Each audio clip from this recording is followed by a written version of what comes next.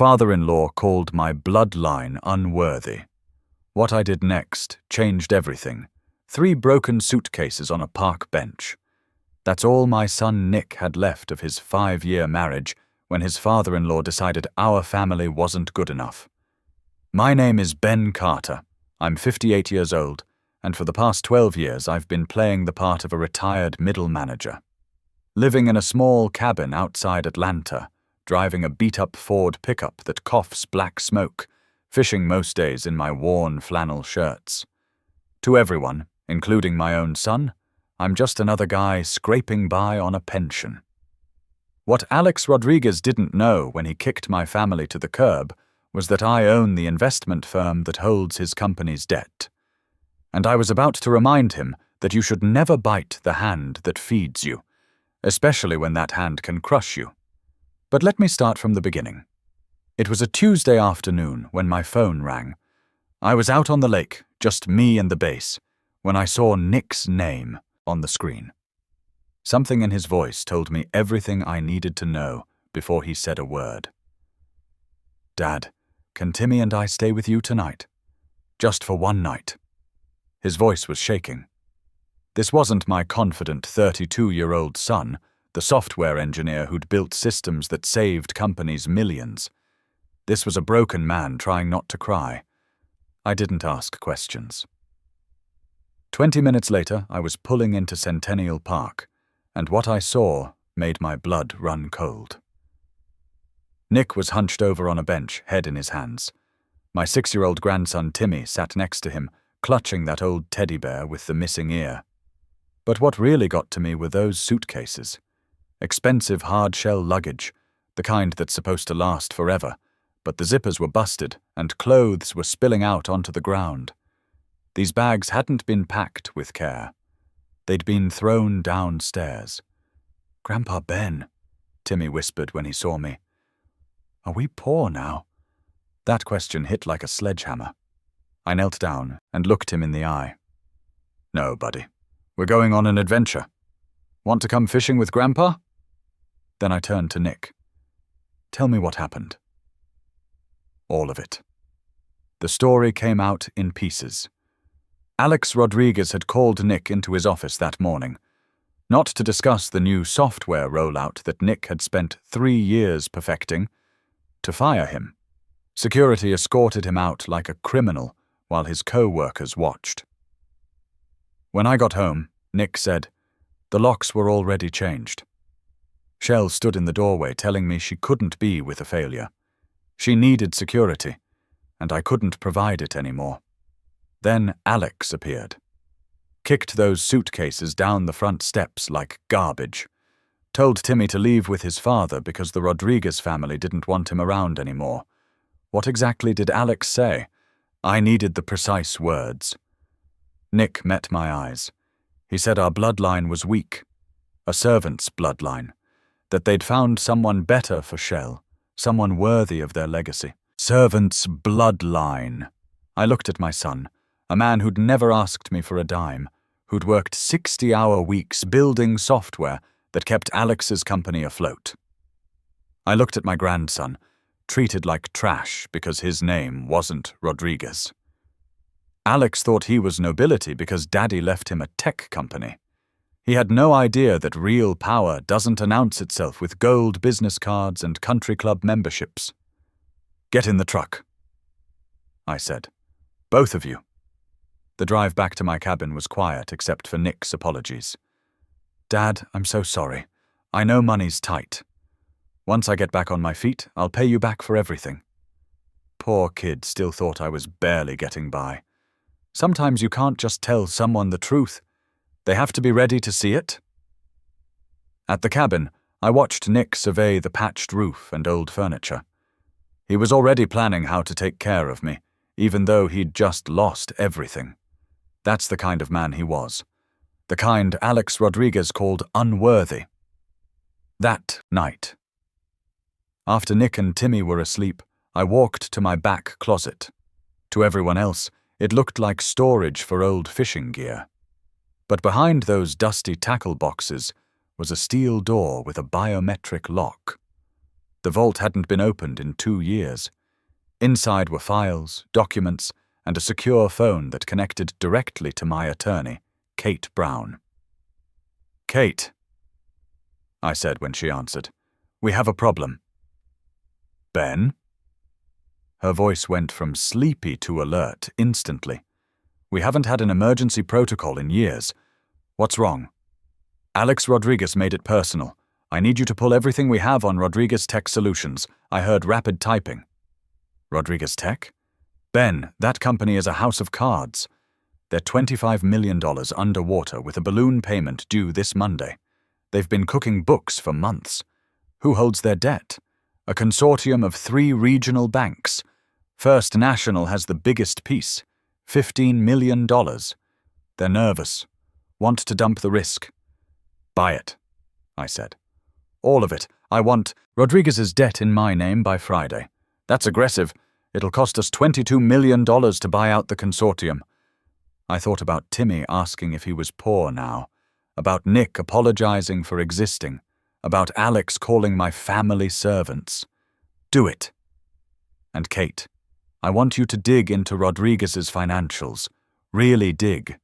If he's laundering money through shell companies, I want proof." "Understood. But Ben, there's something else. Rodriguez is trying to secure a $25 million bridge loan from Tony Garcia to cover Monday's payment." Tony Garcia. Senator's son, professional rich kid, the man Alex was selling my daughter-in-law to. Research Garcia's accounts. Look for anything suspicious. If he's moving dirty money, flag it with the right people. I'll have answers by morning. I hung up and sat in the dark vault, staring at files that represented 30 years of building an empire. I'd sold my cybersecurity company 12 years ago for $200 million, then spent the next decade turning that into $400 million through careful investments and real estate acquisitions. All of it hidden from a world that didn't need to know Ben Carter was anything more than a fisherman. But Alex Rodriguez had just awakened something that had been sleeping, and tomorrow, the hunt would begin. Friday morning came with Kate's call at 6 a.m. I was already up, making coffee in the kitchen while Nick and Timmy slept in the back room. "We got him," she said without preamble. "Rodriguez Tech is dirty as a coal mine." I stepped outside onto the porch, keeping my voice low. "Tell me everything. 3 shell companies in Nevada, all registered to fake addresses. They've been moving money through them for 18 months. The pattern is classic. Inflated consulting fees to companies that don't exist, then wire transfers to offshore accounts." I sipped my coffee, watching the morning mist rise off the lake. "How much?" $8 million so far. But here's the beautiful part. All the digital signatures trace back to Nick's administrative account. Rodriguez has been using his access codes to authorize the transfers. That son of a bitch! Alex hadn't just fired Nick. He'd set him up to take the fall for his own crimes. And Garcia? Tony Garcia's accounts show some interesting deposits. $2 million from a Cayman Islands shell company last month, another $1.5 million 2 weeks ago. I've already flagged it with the Financial Crimes Enforcement Network. I smiled for the first time in 48 hours. How long before they freeze his accounts? Could be as early as today. Patriot Act violations get fast-tracked. And our debt acquisition? Completed at 3 a.m., Carter Capital now owns $25 million in Rodriguez debt. The banks were so eager to dump it, they accepted 85 cents on the dollar. Cost us $21.25 million total. $21 million to buy the rope Alex would hang himself with. Money well spent. Perfect. Now I need you to do something else. There's a charity gala tomorrow night at the Grand Hotel. Alex is hosting it. I saw that. Desperate attempt to raise quick cash through a fake auction. Get us invitations. The premium tier. Ben, are you sure about this? Going public breaks, 12 years of cover. I thought about Timmy's question. Are we poor now? Some things are worth more than anonymity, Kate. Family honor is one of them. After hanging up, I found Nick in the kitchen making breakfast for Timmy. He'd managed to smile for his son, but I could see the weight on his shoulders. "Dad," he said quietly while Timmy was distracted with his cereal. "I've been thinking. Maybe I should take that job at the warehouse. Jimmy Martinez said they're hiring. It's only $15 an hour, but it's honest work." $15 an hour. My son, who'd built software systems worth millions, was ready to work in a warehouse because Alex Rodriguez had convinced him he was worthless. "Nick," I said, "we need to go shopping today." He looked at my flannel shirt and worn jeans. "Dad, I can't afford new clothes right now. Trust me on this one." 2 hours later, we pulled up outside a narrow building in downtown Atlanta. No sign, no storefront display, just a heavy oak door with a brass nameplate that read, M. Anderson, Bespoke Tailoring. Nick looked confused. "Dad, this doesn't look like a place we can afford." Michael Anderson answered the door himself. He was in his 70s, silver-haired, wearing a vest that probably cost more than most people's cars. When he saw me, his eyes lit up. "Mr. Carter," he said, bowing slightly. "It has been too long. I'd saved Michael's shop from a corporate buyout 8 years ago. Some kindnesses pay dividends forever. Michael, I need you to work a miracle. This is my son, Nick. He needs to look like he owns the world." Michael studied Nick with a professional eye. "Same build as you were 30 years ago. I have just the thing." What came out of that back room was more than a suit. It was a midnight blue 3-piece that seemed to absorb light, made from fabric that cost more per yard than most people earned in a month. When Nick emerged from the fitting room, he wasn't the broken man who'd been kicked out of his house. He stood taller, his shoulders were broader. He looked like someone who made decisions, not someone who apologized for existing. "I look like a fraud," he said, staring at himself in the mirror. "No," I said, straightening his tie. "You look like a Carter. Tomorrow night you're going to walk into that gala and show Alex Rodriguez what our bloodline is really worth." I reached into my pocket and pulled out something I hadn't touched in 5 years. A black titanium card, heavy as sin, with no spending limit.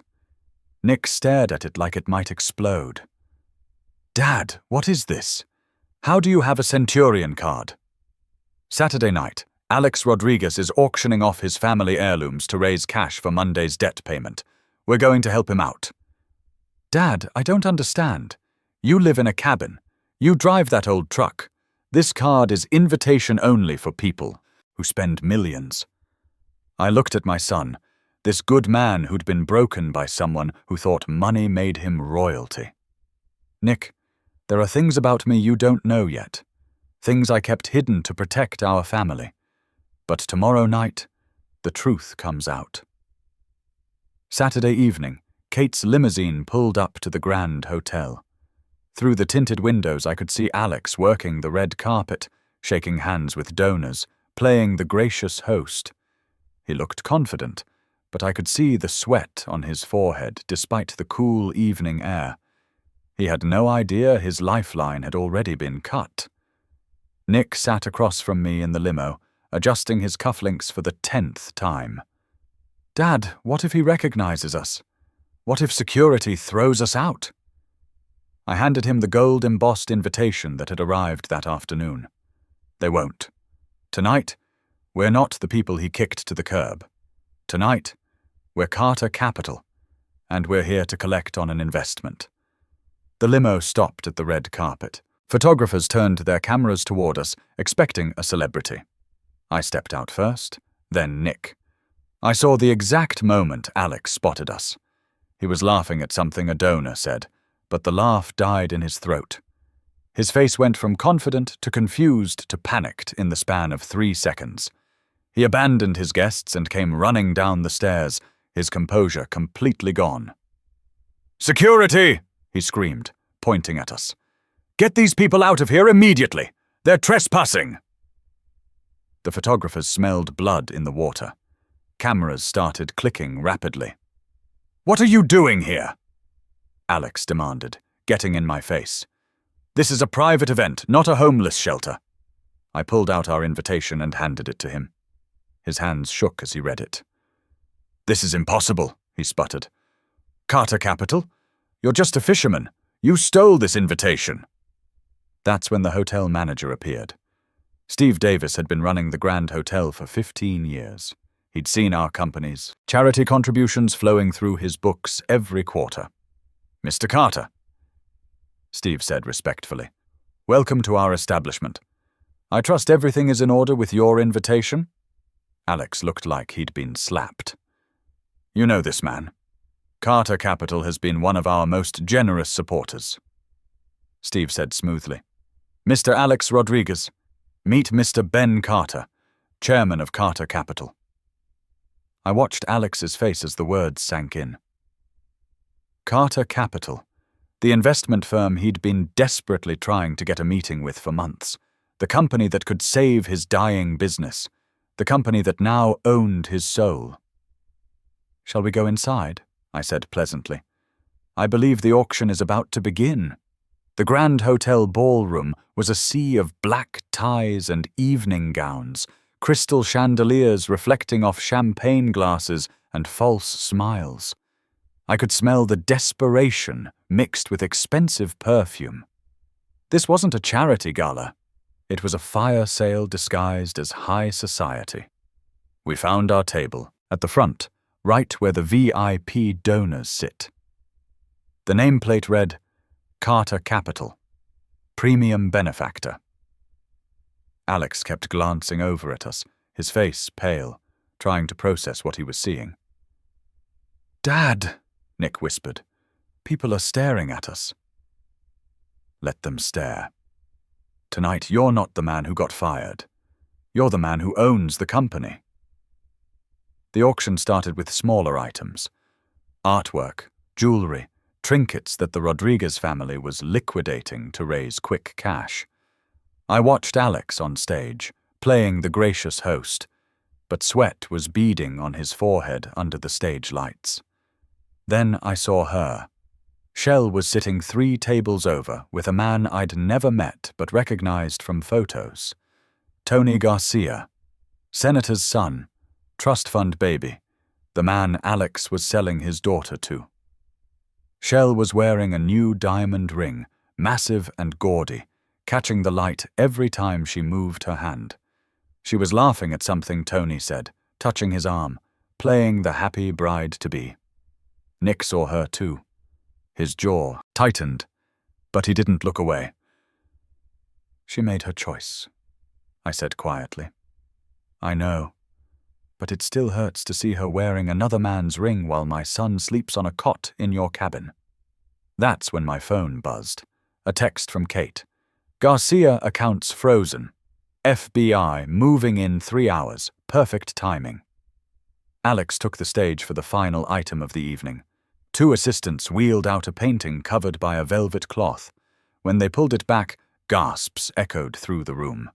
It was a portrait of the Rodriguez patriarch from the 1920s, standing in front of the family's first factory. Dark, imposing, the kind of old money artwork that screams heritage and bloodlines. Ladies and gentlemen, Alex announced, his voice trembling slightly, this heirloom has been in my family for 4 generations. It represents our legacy, our values, our commitment to excellence. I knew for a fact Alex hated that painting. He used to complain it gave him the creeps. But tonight, he was staring at it like a drowning man looking at a life raft. The starting bid is $50,000, the auctioneer announced. Tony Garcia's hand shot up immediately. 50,000! This was the plan. Tony would bid up the painting to an inflated price, injecting clean cash into Alex's foundation, which Alex would then raid to pay Monday's debt. Money laundering wrapped in a charity bow. Do I hear 60? The auctioneer asked. 100,000? Tony called out, skipping the increment. The room applauded politely. Alex exhaled in relief. Do I hear 110? 200,000? Tony announced, leaning back with a smirk. He looked over at Nick and winked. It was pure arrogance, showing off that he had the money to buy the family history that Nick had been kicked out of. I nudged Nick under the table.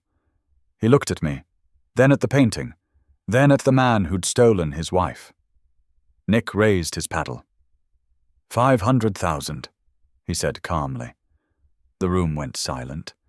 You could hear champagne bubbles popping.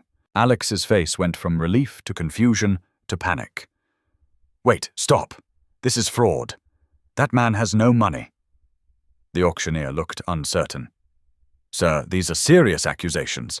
I'll need verification of funds. This was the humiliation moment. Usually verification happens privately after the auction. Asking for it publicly was an insult designed to expose fake bidders. Alex was grinning now, thinking he'd won. Go ahead, check his credit. Probably has a library card in there. Nick stood up, buttoned his jacket, and walked to the auctioneer's podium. Every eye in the room followed him. He pulled out the black titanium card and placed it on the card reader. The machine beeped once. A long, clear tone. The green light flashed. Approved. The bid is verified, the auctioneer announced, his voice respectful now that he recognized what that card meant. 500,000 from Mr. Carter. Alex staggered back like he'd been shot. He looked at the card reader, then at Nick, then at me. The color drained from his face. Tony jumped up, frantically dialing his phone. Dad, I need authorization for more funds. Now! But I knew who wasn't answering that phone. Kate had done her job. The Garcia accounts were frozen pending federal investigation. 600,000. Nick said, not even breaking a sweat. Tony was screaming into his phone now. Dad, pick up. I need liquidity. 750. Nick countered. Tony's face fell. He lowered the phone slowly and shook his head at Alex. The bank of Daddy was officially closed. Going once, the auctioneer said. Going twice. $1 million, Nick announced. The crowd gasped. $1 million for a painting worth maybe $50,000. But Nick held up his hand. $1 million. But I have a condition. Alex was leaning against the easel now, looking like he might faint. What condition? The auctioneer asked. Nick's voice rang out clear and strong. Since Mr. Rodriguez was kind enough to personally escort me out of his home this week, I think it's only fair that he personally delivers this painting to me. If he wants the $1 million, he can work for it. The silence was deafening. This wasn't business anymore. This was a public execution. Alex looked at the painting, then at the $1 million figure on the screen.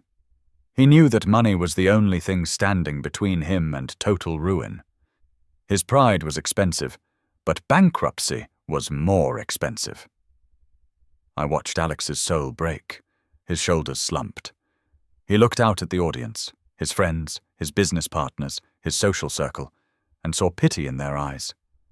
Slowly, painfully, Alex reached out and lifted the heavy frame off the easel. He grunted under the weight. Step by step, he walked down from the stage through the silent crowd, carrying the symbol of his family's legacy like a servant. He reached our table, breathing hard, sweat dripping down his face. He held out the painting to Nick. Here, he whispered. Take it. Nick didn't take it right away. He let Alex hold it. Let the weight burn into his arms. Let the humiliation sink in. Thank you, Alex, Nick said finally, accepting the frame. You can go now. Alex turned and walked away, his footsteps echoing in the deadly quiet ballroom. Nick looked at the painting for a moment, then handed it to a nearby waiter. Put this in the trash, he said. It doesn't match my decor. That's when I stood up and walked toward the stage. The spotlight followed me. Kate, I said into my wireless mic, show them the documentation. The ballroom lights dimmed except for the massive screen behind the stage. The Carter Capital logo appeared first, a golden eagle holding a key. Half the room recognized it immediately. The other half was about to get an education.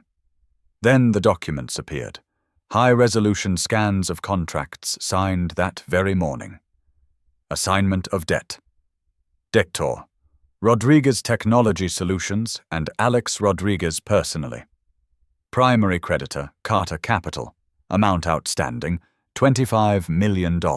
Status: in default. Alex read the words once, twice. His mouth moved, but no sound came out. He looked at the signature line at the bottom. Benjamin Carter, Chairman. He turned slowly to look at me, standing on that stage. The fisherman was gone. In his place stood a man who'd built and sold companies, who'd turned $200 million into $400 million through patience and intelligence. You, Alex whispered, his voice carrying in the dead silence. You're Carter. I stepped closer to the microphone. I'm Ben Carter, and for 12 years I've been content to live quietly with my family. I left the business world behind because I found more value in watching my grandson grow up than in watching stock prices. I gestured to the screen where his financial crimes were displayed for everyone to see. But you dragged me back, Alex. You told my son his bloodline was unworthy. You kicked my 6-year-old grandson onto the street. You were so blinded by your own arrogance that you declared war on the wrong family. The next slide appeared. Bank records showing the shell companies, the laundered money, the false signatures using Nick's access codes. You see, ladies and gentlemen, Mr. Rodriguez here has been running a money laundering operation for 18 months, moving $8 million through fake companies, using my son's administrative access to authorize the transfers. Alex was shaking his head frantically. That's impossible. Those codes were secure. Were they, Alex? Or did you plan to let Nick take the fall when the FBI came knocking? That's when the doors opened. 6 federal agents in windbreakers walked in, moving with purpose. I'd called them myself 2 hours ago, giving them everything Kate had uncovered. Alex saw them coming and looked like he might run, but Agent Martinez was already behind him. Alex Rodriguez, you're under arrest for money laundering, bank fraud, and computer crimes violations. The handcuffs clicking shut echoed through the silent ballroom like a gunshot as they read him his rights. Alex kept looking at me. This is impossible. You're just a fisherman. You drive a broken-down truck. I do drive a broken-down truck, I said into the microphone. And I do fish most days, because real wealth isn't about impressing people, Alex. It's about having the freedom to choose how you spend your time. I looked out at the crowd. Some of you know what it's like to work for everything you have. Others inherited their position and think that makes them superior. Tonight, you learned the difference. Tony Garcia was already gone. He'd slipped out the kitchen exit the moment he saw those federal badges, abandoning Shell without a word. His frozen accounts would make tomorrow very interesting for him. Speaking of Shell, she was sitting alone at her table, watching her father being arrested, and her fiancé disappear. The massive diamond on her finger caught the light, but it looked different now. Worthless. She stood up and ran toward Nick, tears streaming down her face. She threw herself at his feet, grabbing his hands. "Nick, please," she sobbed. "You have to help me. You know I didn't want this. Daddy made me choose. He said he'd disown me if I didn't leave you." Nick looked down at her, not with anger or hatred, but with something worse, complete indifference. "Stand up, Shell," he said quietly. She stood, wiping her eyes, hoping for reconciliation. "You weren't forced into anything," Nick said. "You made a business decision. You traded a husband who loved you for a lifestyle you thought you deserved. The problem isn't that you left me. The problem is you think you can come back just because the money changed hands."